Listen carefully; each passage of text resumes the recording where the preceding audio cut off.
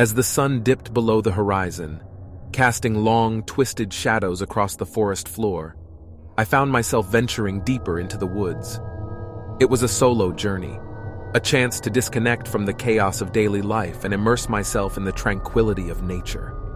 Little did I know that this seemingly innocent excursion would become a descent into unspeakable terror. The trail grew narrower, and the towering trees seemed to close in around me, their gnarled branches reaching out like skeletal fingers. The silence was oppressive, broken only by the rustling of leaves under my feet. A chill crept up my spine, an instinctual warning that something was amiss, but I brushed it off as mere paranoia. As night fell, I decided to set up camp. I pitched my tent in a small clearing, its feeble glow providing a flickering sanctuary against the encroaching darkness. But the woods had other plans. Strange noises echoed through the trees, an otherworldly symphony of whispers and distant laughter that sent shivers down my spine. Unease settled in, but I dismissed it as my overactive imagination. I tried to distract myself with a book, the soft glow of my flashlight casting an eerie illumination on the pages. But the words seemed to blur together, distorted by an unseen force. Then, a rustling sound broke the stillness. I turned my head, my heart pounding in my chest, and there they were, shadowy figures emerging from the darkness. Their eyes gleamed with a malevolent intensity, their twisted smiles sending waves of dread through my entire being. Fear rooted me to the spot as the figures closed in, their presence suffocating. I tried to call out, but my voice caught in my throat. They encircled me, whispering in hushed tones, their words a cacophony of madness. I was trapped in a nightmare. Desperation propelled me to break free, to escape the clutches of these deranged strangers. I darted into the woods, heart pounding in my ears, limbs fueled by sheer terror. But they pursued me relentlessly, their laughter echoing through the trees, mocking my futile attempts to outrun them. The forest seemed to conspire against me, the very trees reaching out with gnarled branches, tripping me, slowing me down. Each time I glanced back, the figures were closer, their twisted forms contorting and shifting in the moonlight. They fed on my fear, reveling in my torment. Just as my energy waned and hope began to fade, I stumbled upon an old, dilapidated cabin. With no other options, I barged inside, seeking refuge from the nightmarish pursuit. But the cabin offered no respite. It was a chamber of horrors, filled with haunting relics and ominous symbols adorning the walls. I huddled in a corner, my breaths coming in ragged gasps as the figures surrounded the cabin, their presence palpable through the creaking floorboards. Their whispers grew louder, their laughter more deranged.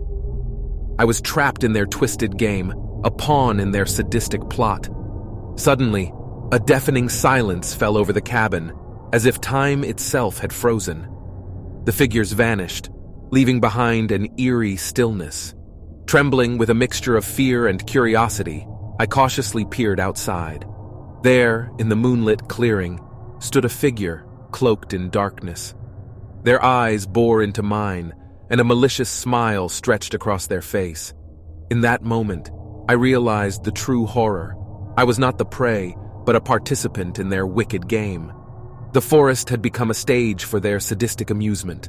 I emerged from that cursed forest, shaken to my core. Days turned into weeks, and I couldn't shake the feeling that something more sinister lurked within those woods. Determined to find answers, I sought out the locals, eager to share my harrowing tale. As I recounted my encounter to the townsfolk, their expressions turned grave. They listened intently, nodding as if my words confirmed their worst fears. It was then that they revealed the chilling truth, a dark and long-standing myth that shrouded those woods. According to the locals, whispers of a cult had circulated for generations, a secretive group known to perform twisted rituals deep within the heart of the forest. They were said to worship ancient entities, their ceremonies invoking dark powers beyond mortal comprehension. The townsfolk spoke of unexplained disappearances, of hushed conversations and hasty warnings passed down through the years. The cult was a presence feared and respected, their rituals untouched by the prying eyes of outsiders. In that moment, it became clear to me. The figures that pursued me in the woods were not merely deranged strangers, but members of that very cult. I had unknowingly stumbled upon their domain, disrupting their sacred rites, and becoming entangled in a web of horror.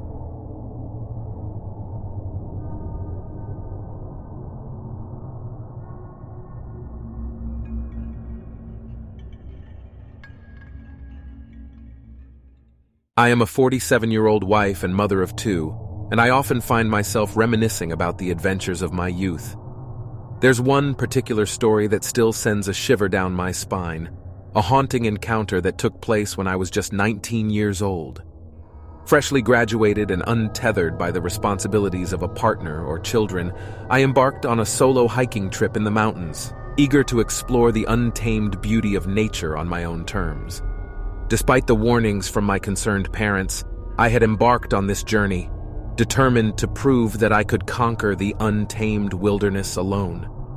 My recent graduation had filled me with newfound confidence, and I yearned to experience the raw beauty of nature without any distractions.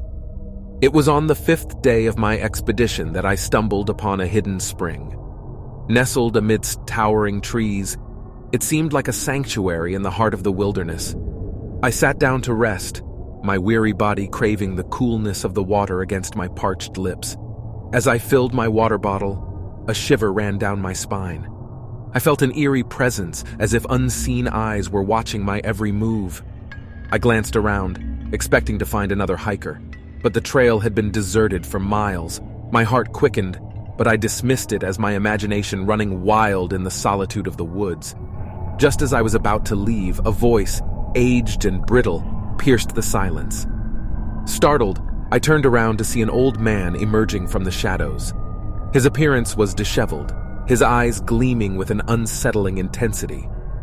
He approached me with a smile, seemingly harmless, and engaged me in conversation about the trail and its wonders. His initial friendliness put me at ease, but as our dialogue continued, his demeanor shifted.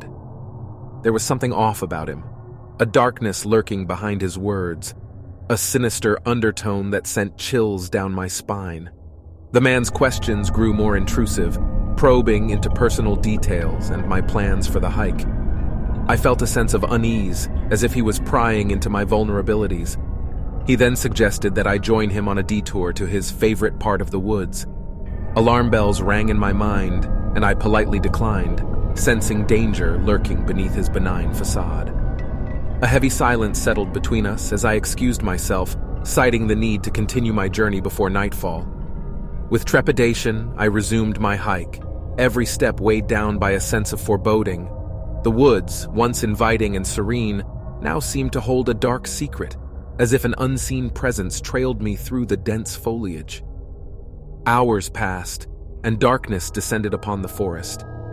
I found a suitable spot to set up camp, hoping to find solace within the confines of my tent. The crackling of a campfire brought a fleeting sense of comfort as I prepared a meager meal, pushing the encounter with the old man to the recesses of my mind. But as night enveloped the wilderness, a haunting stillness settled over my camp. Suddenly, I heard it, the faint crunch of footsteps outside my tent. My breath caught in my throat as fear constricted my chest. Who could be wandering the woods at this late hour? Instinct kicked in, and I reached for my pepper spray, the cold metal providing little comfort in the face of the unknown. With trembling hands, I turned on my flashlight, casting a feeble beam into the darkness beyond the tent's fabric.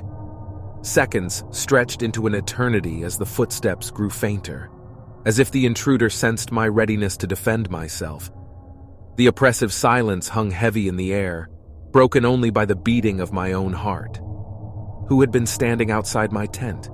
What had they wanted? Sleep evaded me that night, my mind plagued by unanswered questions and the lingering presence of malevolence. With each passing hour, the weight of the encounter with the old man intensified, as did the feeling that I had narrowly escaped a sinister fate. It was only upon my return home that I learned the chilling truth. My mother, holding me in a tight embrace, whispered a harrowing tale of two young girls who had vanished in those very woods during the same period I had been hiking. The disappearances remained unsolved, leaving a void in the hearts of their grieving families. The realization struck me like a thunderbolt. Had I encountered the same darkness that had claimed those innocent lives?